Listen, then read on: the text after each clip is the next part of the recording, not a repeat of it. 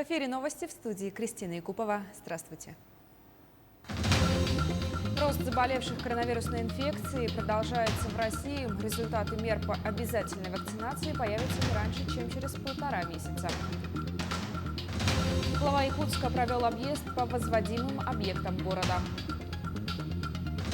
Курортный обман. Как распознать мошенников при организации отдыха в стране.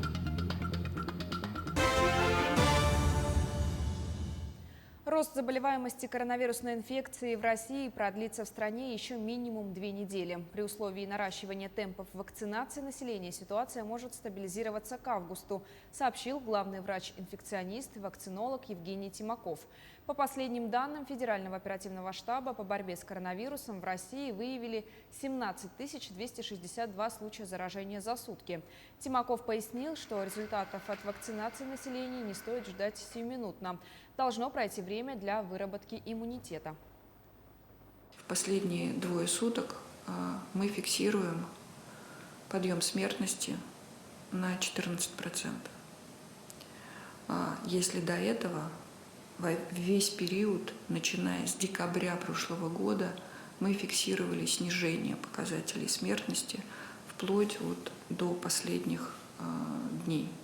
Последние 2 дня, к сожалению, я еще раз хочу это повторить, это рост фатальных исходов. В случае дальнейшего осложнения эпидситуации Роспотребнадзор не исключает введение обязательной вакцинации для групп риска в регионах. Вслед за Москвой, Сахалином и Кузбассом прививки теперь необходимы представителям контактных профессий в Туле и Ленинградской области. О прививке необходимо позаботиться и тем, кто переболел или вакцинировался, но уровень антител к ковиду уже начал падать. Об опыте вакцинации в Якутии в интервью Первому каналу рассказал глава республики Айсен Николаев. Если у нас болело 120-110 человек где-то с месяца назад, то сегодня уже мы где-то на уровне 90 человек в сутки заболевших. Да, конечно, это большая цифра. Вместе с тем мы понимаем, что результат этой вакцинации еще будет сказываться. Переболевшие ковидом россияне смогут пройти углубленную диспансеризацию. Соответствующее постановление подписал председатель правительства страны Михаил Мишустин. Документ утвердил порядок ее проведения и перечень медицинских обследований. Теперь пациенты своевременно смогут выявить возможные осложнения. Особенно это важно для тех, кто переболел в тяжелой форме. У многих уже после выздоровления ухудшилось самочувствие, обострились хронические заболевания, отметил Мишустин. Углубленная диспансеризация будет проходить в 2 этапа.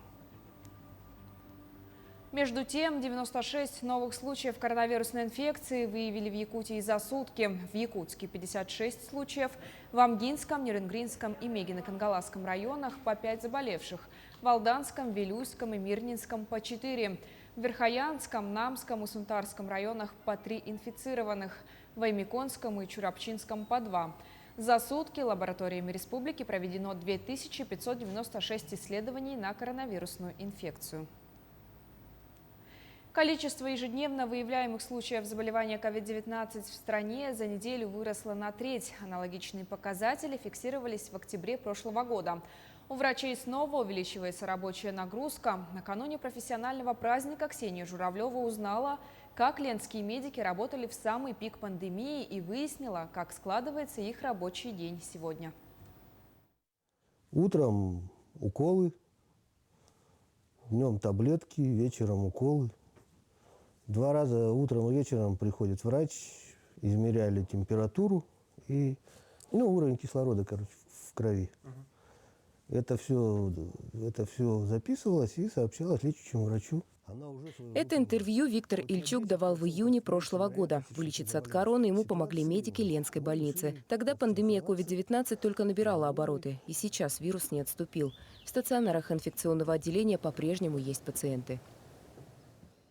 Вот так в Ленске выглядит ковидный госпиталь. В этих стенах уже больше года. Врачи, сменив белые удобные халаты на защитные костюмы, борются за жизнь тех, кто заболел коронавирусом.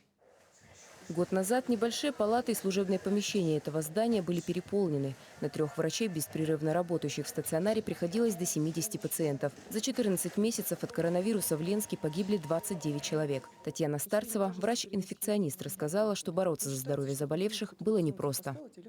Первый раз сталкиваешься с такой инфекцией, не знаешь, как себя вести, как действовать, как лечить. Если больной начинает задыхаться и не знаешь, чем помочь ему, очень тяжело на это смотреть, конечно. И как бы пневмониями раньше я не занималась, у меня были другие больные с другими инфекционными заболеваниями. Для меня это все было незнакомо, все страшно. Страшно и немного обидно. Ленчане, переболевшие ковид, уже могли позволить себе прогулки и общение с близкими, а врачи дышали свежим воздухом только у окон инфекционного стационара и районной поликлиники. Как самочувствие у вас? Что беспокоит сейчас? Почками, видимо, это самое. И защемило нерв, видимо. Ежедневно поликлинику в Ленске посещают больше 200 человек. На передовой – врачи амбулаторно-поликлинических отделений. Кроме коронавируса, другие болезни тоже не думают отступать. Наплыв пациентов отражается на повседневных делах медиков. Во благо здоровья других приходится чем-то жертвовать. В общем-то, конечно, тяжело, нелегко. Но сейчас что? У нас и так терапевтов не хватает, врачей не хватает. Не только врачей, но и медсестер. Конечно, да. И бабушке помочь, точнее матери, да и с ребенком тоже пойти погулять, по набережной пройтись. И вообще прогуляться, по парку походить с ребенком. А то времени вообще практически не хватает. Приходишь после работы в 7-6 часов. Надо и домашние дела, в общем. Как-то так. Эпидобстановка снова начинает ухудшаться. В этом году ситуацию облегчает вакцинация. Риск заразиться коронавирусом после прививки хоть и есть, но пока это лучший способ застраховать себя от осложнений и остановить пандемию. Работы у врачей так много, что приходится узнавать информацию по телефону. Прививки стоит делать всем людям, кроме тех, кому они противопоказаны. Противопоказаны прививки детям до 18 лет, беременным женщинам, людям с онкологическими заболеваниями, а также людям, имеющим аллергическую реакцию на компоненты вакцины и людям, имеющим хронические заболевания в стадии декомпенсации. Все врачи настойчиво рекомендуют прививаться, потому что только прививка сейчас может уберечь. Многочасовые смены, синяки от масок и разлука с родными. Такой ценой обходятся врачам непростые рабочие будни в пандемию. Нагрузка повышается, когда горожане игнорируют ограничительные меры. О них стоит помнить всегда. Это поможет не добавлять работы медикам и в без того сложный период. Ксения Журавлева, Олег Соснин, телеканал «Алмазный край». Сложная лесопожарная обстановка сохраняется в 5 районах Якутии. На территории региона действует 33 природных пожара. За сутки ликвидировано 3. На тушение привлекалось 1082 человека и 112 единиц техники. Из-за продолжительной чрезвычайно высокой степени пожарной опасности в лесах на территории Сунтарского района введен режим чрезвычайной ситуации муниципального характера. В населенных пунктах ведут круглосуточное дежурство и организованы добровольные команды. Планируется прибытие авиационной поддержки для сброса воды на западную, северную и восточную кромки. Более подробно о принимаемых мерах в комментарии первого заместителя главы Сунтарского ЛУСа Николая Александрова. По лесному пожару номер 7. После локализации организовано дотушивание и окарауливание. В ближайшее время лесной пожар будет ликвидирован.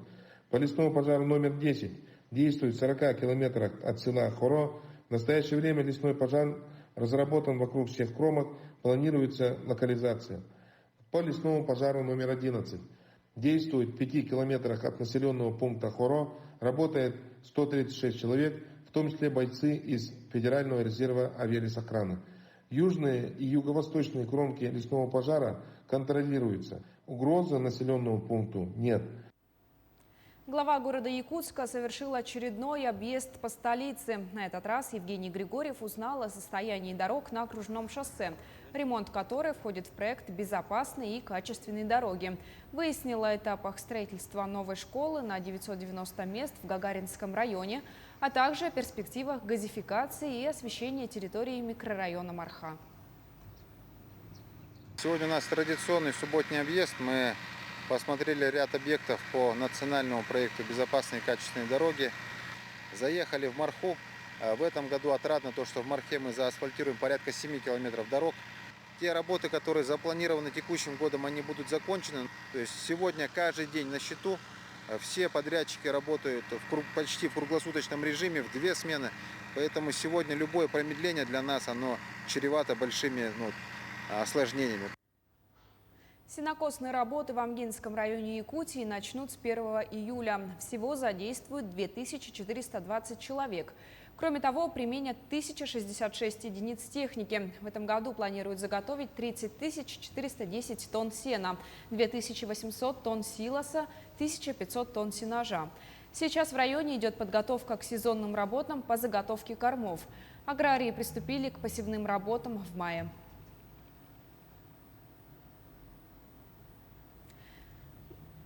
Лето, пора отпусков, ограничения, связанные с пандемией и закрытие границ ряда стран, не помеха для жителей России. Внутри страны передвижения не запрещены. Как купить турпутевку, не попасться мошенникам, которые как раз активизировались во время пандемии, в материале Дмитрия Тымырова. Как сообщают правоохранительные органы, недобросовестные турагенты чаще всего встречаются на просторах интернета. Это понятно. Мелкие мошенники не будут снимать офис, нанимать персонал. Через интернет они продвигают свои услуги, там же принимают оплату. После такой сделки покупатель обычно не может доказать, что купил тур, и юристам очень непросто помогать с возвратом денег. Только с начала этого года жертвами интернет-мошенников стали более 1200 якутян. За 5 месяцев текущего года в республике зарегистрировано 1221 преступление, совершенное с использованием информационно-телекоммуникационных технологий. За это время общий ущерб, причиненный якутянам, составил более 130 миллионов рублей. Это почти в 2,5 раза превышает ущерб аналогичного периода прошлого года. Федеральное агентство по туризму предлагает 10 советов для туриста, чтобы они не стали жертвами мошенников. Так, список начинается с пункта «Репутация турфирмы». Они советуют почитать о них отзывы, расспросить людей, знакомых, которые когда-либо пользовались услугами того или иного туроператора. Далее рекомендуют позвонить в компанию. По разговору со специалистом можно понять, насколько надежна фирма. Если менеджер не владеет информацией или отвечает уклончиво на вопросы о стоимости туров и их содержании, дороги – это плохой знак. Третий дельный совет – изучить терминологию, чтобы точно знать, на какую информацию обращать внимание прежде всего. Туроператор – это компания, турагент и фирма, сформированные туроператором. Четвертое – проверьте наличие сведений о компании в едином федеральном реестре туроператоров, размещенном на сайте Ростуризма. Если компании в реестре нет, то она не имеет права работать на туроператорском рынке, и перед вами, скорее всего, мошенники. Пятый совет – проверить турагентство в реестре туроператоров. Согласно законодательству страны, турагенты в обязательном порядке должны вступать в реестр турагентств. Далее идут такие советы, как уточнение общей информации у турагента, оценка обстановки в офисе туроператоров, уделить особое внимание на цену пакета, внимательно прочитать договор оказания туристских услуг, и последний совет – это избегать розыгрышей и лотерей. Как говорится, бесплатный сыр бывает только в мышеловке. Давайте перечислим основные виды мошенничества в туризме при покупке путевок. Первое, когда агентство берет деньги за тур, но не оплачивает его. Это происходит, когда у турагентства есть финансовые проблемы и задолженности по старым заявкам. Новыми деньгами они закрывают долги. Иногда агентство не выкупает тур вовремя. Поэтому турист уже в аэропорту узнает о том, что никуда не летит. Во второй схеме бывает, когда турист обращается напрямую к менеджеру, который больше не работает. Клиенты по привычке пишут ему, не проверяя, работает он по-прежнему или нет. Менеджер забирает деньги, не покупает тур. В-третьих, бывает, что само турагентство липовое. К примеру, создается страница в социальных сетях, в постах пишут, что компания много лет работает на рынке, но на самом деле это не так. Что надо знать туристу, чтобы избежать мошенничества и обезопасить себя? Так, при бронировании тура подписывайте договор и запрашивайте документы, подтверждающие полномочия работать. Второе. Не осуществляйте предоплаты на личные карты ни менеджера, ни директора. В-третьих, оплату тура производите по счету на реквизиты агентства. И в-четвертых, при оплате турагентству за тур требуйте оформить договор на туристическое обслуживание. В договоре должно быть указано наименование турагентства, у которого туроператор покупает тур. Кроме этого, туристу должны выдавать счет фактуры для оплаты или квитанцию об оплате. Отметим, что с 1 января 2021 года любое турагентство обязано будет выдавать чек об оплате при наличном расчете. Планируйте свой отдых, берегите свой кошелек и обращайтесь только к проверенным туристическим операторам. Дмитрий Тымыров, Павел Пахомов, Якутск. День неспешной прогулки сегодня отмечают во всем мире. По одной из версий, эта дата выбрана из-за того, что в этот день в 1970-х годах в штате Мичиган, Соединенных Штатов Америки, впервые проведено такое мероприятие. Идея праздника заключалась в том, чтобы поощрить людей в их стремлении немного замедлить сумасшедший ритм современной жизни и начать ценить окружающий мир. Наши корреспонденты вышли на улицу и расспросили горожан, любят ли они гулять и хватает ли в городе мест для прогулок. Расскажите, пожалуйста, вы любите гулять? Люблю, конечно. А где больше предпочитаете гулять в городе? Больше парки. Для прогулок, вот в том-то и дело, что парк — это единственное место, где можно погулять. Ну, вообще нету, так скажем. Вот по городу ходить негде абсолютно. Скопление же очень большое сейчас здесь. Парк самая лучшая прогулка. Да, ну вот карусели только плохо не работают. Ну, конечно, в нашем парке. Конечно, в нашем родном парке. Считаете, много мест для прогулок в городе? Ну, как сказать? Не сказать, но мы этому довольны. Это наша родина. Где предпочитаете гулять? Ну, здесь, больше негде, как бы в Якутске именно. Считаете, много мест или мало? Мало, очень мало. На этом вся информация. До встречи в эфире.